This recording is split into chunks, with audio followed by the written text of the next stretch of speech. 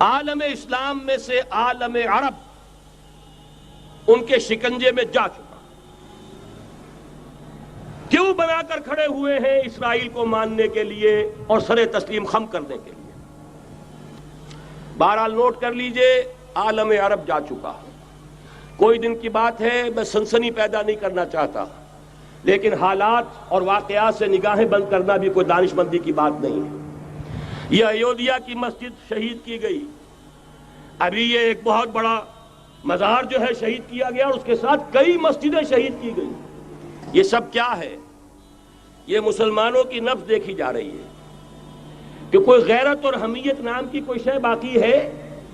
جیسے علامہ اقبال نے وہ نظم لکھی تھی، عبد القادر روہیلا بڑا ظالم جفاجو کینہ پرور تھا، لیکن یہ کہ اس نے جو ایک ٹیسٹ لیا تھا کہ وہ جو عورتیں ہیں تیموری خاندان کی، ان میں کوئی رمق رہ گئی ہے؟ معلوم ہوا کہ نہیں، کہ غیرت نام تھا جس کا گئی تیمور کے گھر سے، ختم، غیرت نکل گئی۔ اسی طرح ایودھیا کی مسجد، اب چرار شریف، اور یہ کوئی دن کی بات ہے کہ اب مسجد اقصی کا نمبر آیا کہ آیا، اس کے لیے پوری تیاریاں ہو چکی ہیں۔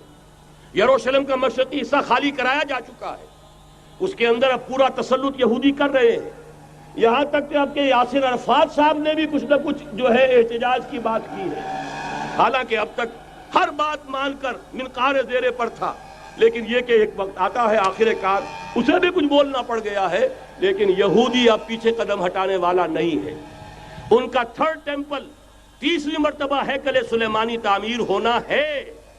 نوٹ کر لیجئے، ان کے لیے وہ وہی کچھ ہے جو ہمارے لیے کعبہ ہے، ان کے لیے ہیکل سلیمانی بالکل وہی حیثیت رکھتا ہے جو ہمارے لیے کعبہ۔ وہ ہیکل سلیمانی ایک مرتبہ پہلے نبوکدنضر کے ہاتھوں مسمار ہوا، پھر سن 70 عیسوی میں ٹائٹس کے ہاتھوں مسمار ہوا، سن 70 کے بعد آج 1995 میں کتنے برس ہو گئے؟ پورے 1925 برس ہو گئے کہ ان کا کعبہ زمین بوس پڑا ہوا ہے۔ اب تک تو ان کا بس نہیں تھا، اب تو بس ہے کہ نہیں؟ اب ان کی حکومت ہے کہ نہیں؟ اب شاہ حسن ہو چاہے شاہ حسین، ان کے نوکر اور چاکر ہیں یا نہیں؟ اب انہیں ڈر کس کا ہے؟ لہذا کوئی دن کی بات ہے، مسجد اقصی شہید ہوگی اور ٹیمپل کی تعمیر شروع ہوگی۔ یہ تو بہرحال ایک نقشہ ہے۔ اگلا نقشہ آپ کو بتانا چاہتا ہوں، ایک دوسری تصویر ہے۔ یہ تصویر ہے زمینی، ایک تصویر ہے آسمانی۔ وَمَكَرُوا وَمَكَرَ اللَّهُ وَاللَّهُ خَيْرُ الْمَاكِرِينَ۔ انہوں نے اپنی سی تدبیریں کی، اللہ نے اپنی تدبیر کی، اور ظاہر بات ہے اللہ کی تدبیر سے بہتر تدبیر کس کی ہوگی؟ چنانچہ یہودیوں کی سازشیں اس وقت بھی ناکام ہوئی تھی یا نہیں؟ ظاہر بات ہے جاء الحق وزهق الباطل ان الباطل کان زہوقا۔ لہذا یہ آیتیں دونوں اعلان کر رہی ہیں کہ یہودیوں کی سازشیں بالآخر ناکام ہوں گی اور دین حق کا بول بالا ہو کر رہے گا۔ یہ تو ان آیتوں سے ظاہر ہے۔ یریدون لیطفئوا نور اللہ بافواہہم واللہ متم نورہ ولو کرہ الکافرون۔ یریدون ان یطفئوا نور اللہ بافواہہم ویابى اللہ الا یتم نورہ ولو کرہ الکافرون۔ هو الذی ارسل رسولہ بالہدی ودین الحق لیظہرہ علی الدین کلہ ولو کرہ المشرکون۔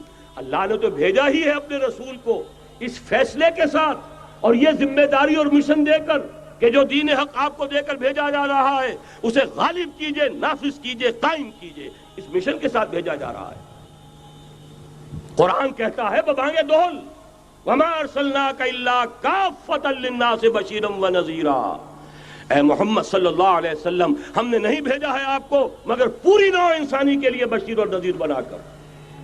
تو جان لیجئے کہ یہ مقصد بعثت محمدی صلی اللہ علیہ وسلم بتمام و کمال اس وقت پورا ہوگا جب کل عالم انسانیت پر، کل روئے ارضی پر اللہ کا دین اسی طرح غالب ہو جائے گا جس طرح کہ محمد رسول اللہ والذین معہ صلی اللہ علیہ وسلم ورضی اللہ تعالی عنہم اجمعین، ان کے ہاتھوں سے، ان کے ایثار سے، ان کی قربانیوں سے، جن کا نقشہ آپ کے سامنے مولانا کھینچ چکے ہیں، ان کی احسان، ان کی قربانیاں، ان کی محنت، ان کی جفا کشی، ان کی سرفروشی، ان کے جان تن من دھن لگا دینے کے نتیجے میں جیسے اس وقت غالب ہوا تھا کل روئے ارضی پر غالب ہوگا، تب کہیں جا کر مقصد بعثت محمدی مکمل ہوگا۔ یہی وجہ ہے اقبال نے کہا تھا وقت فرصت ہے کہاں، کام ابھی باقی ہے، نور توحید کا اتمام ابھی باقی ہے۔ لیکن ساتھ ہی خوشخبری بھی دی تھی، یہ چمن معمور ہوگا نغمہ توحید سے، آئے گا وہ دور، یہ چمن معمور ہوگا نغمہ توحید سے، لازماً آ کر رہے گا۔